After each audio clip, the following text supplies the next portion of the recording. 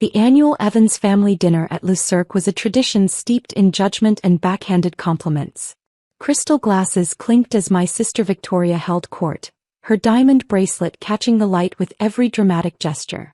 And then, she announced to our parents, Sterling Corp's stock jumped another 20% after my proposal. The board practically begged me to take over as CFO. She turned to me with that familiar patronizing smile. "How's the receptionist work going, Emma? Still answering phones at that little investment firm?"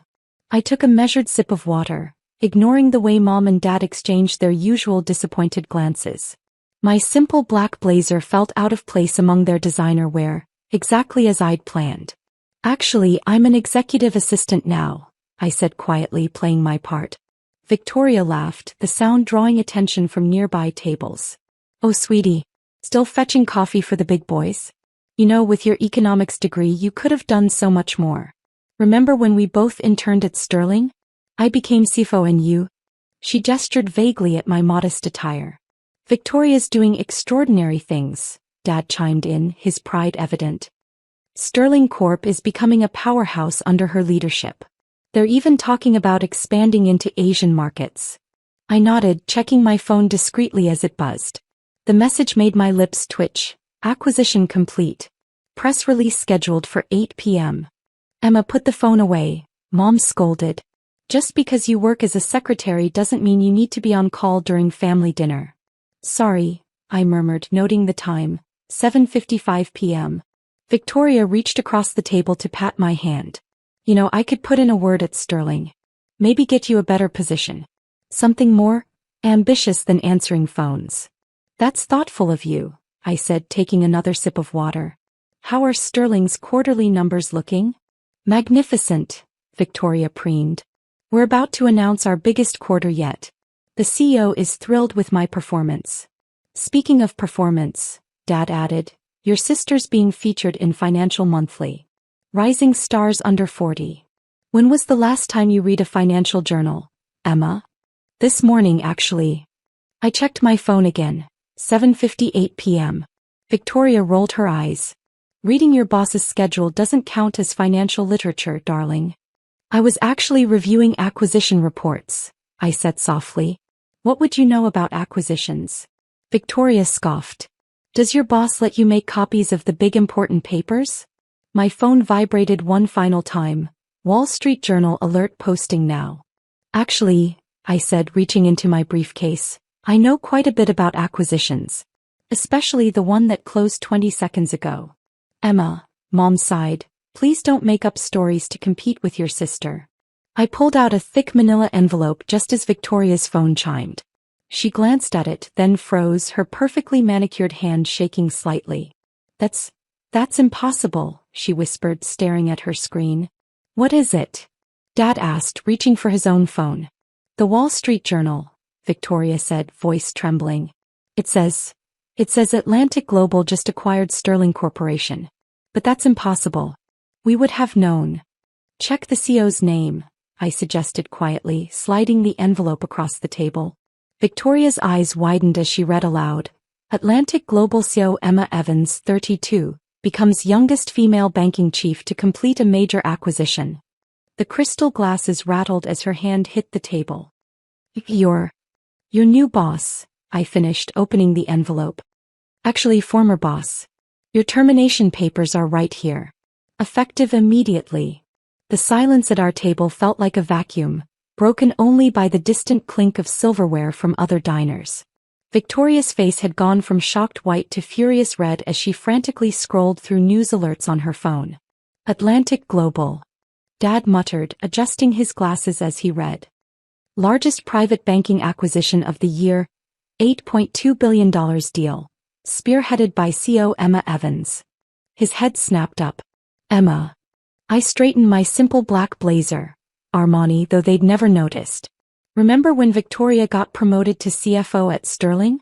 That same month, I became the youngest board member at Atlantic Global. Last year I became CEO.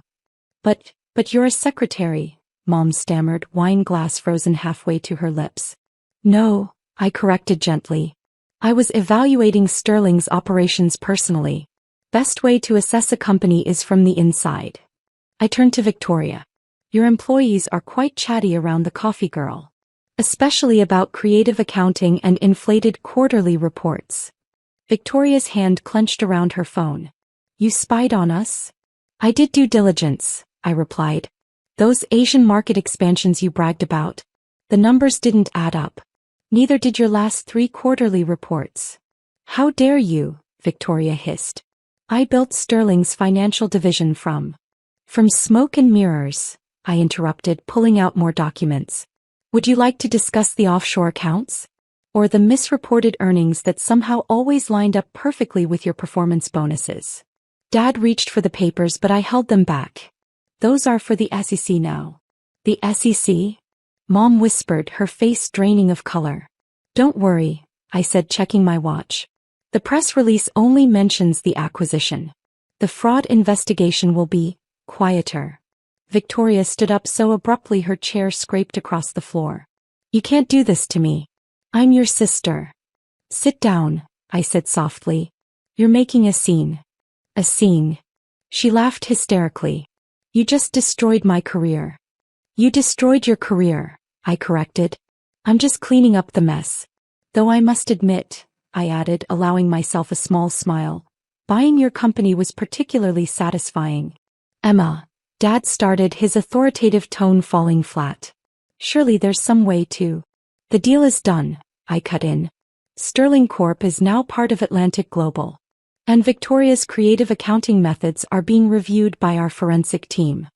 My phone buzzed again. The board meeting starts in an hour, my actual assistant texted. Victoria sank back into her chair, mascara smudging as tears formed. How long, she whispered. How long have you been planning this? I thought about all the family dinners I'd sat through listening to her boasts. The Christmas parties where she'd mockingly offered me entry-level positions. The countless times she'd reminded everyone that she was the successful sister.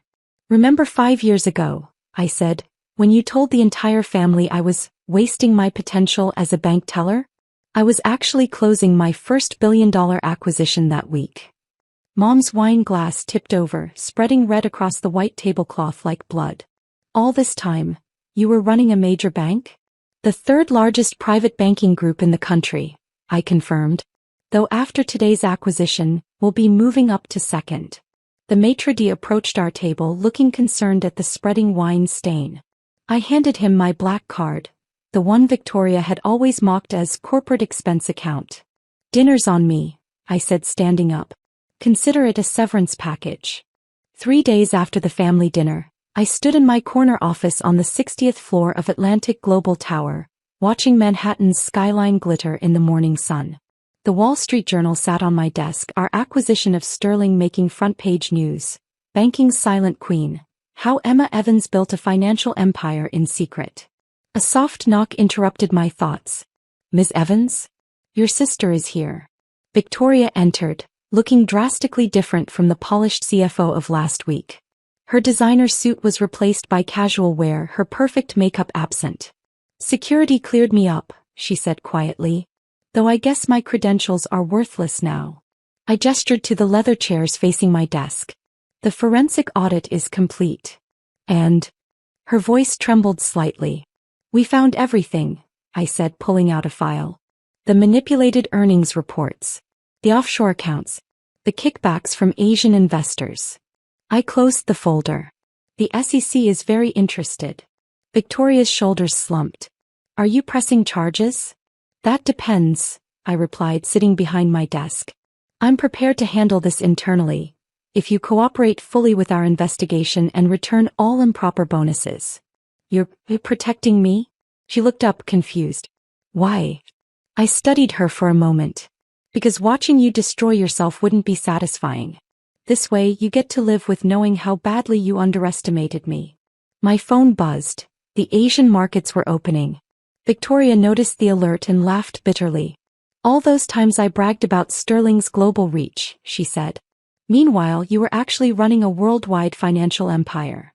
She gestured around the vast office. How did none of us know? You never asked, I said simply. You were too busy telling everyone how I'd failed. How I was just a secretary. It never occurred to you that I might be something more.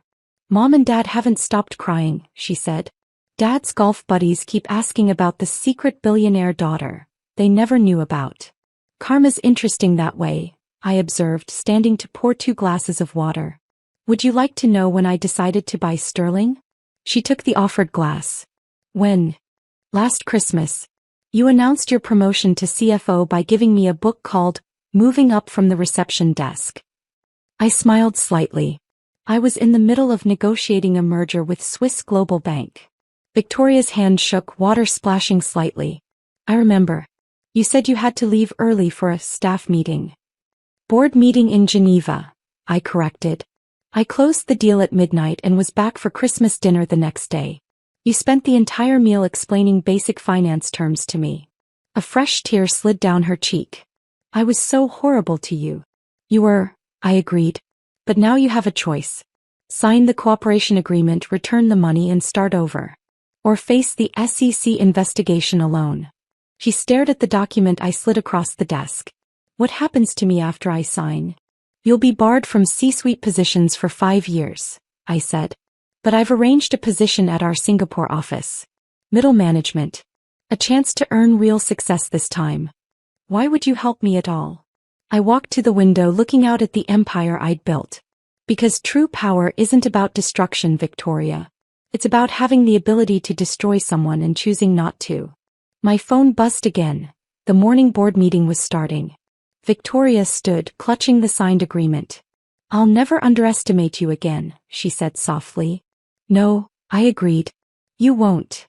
As she left, I adjusted my simple black blazer.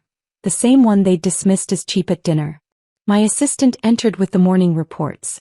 The sterling transition is proceeding ahead of schedule, she reported. And the family banking details you requested? I smiled slightly.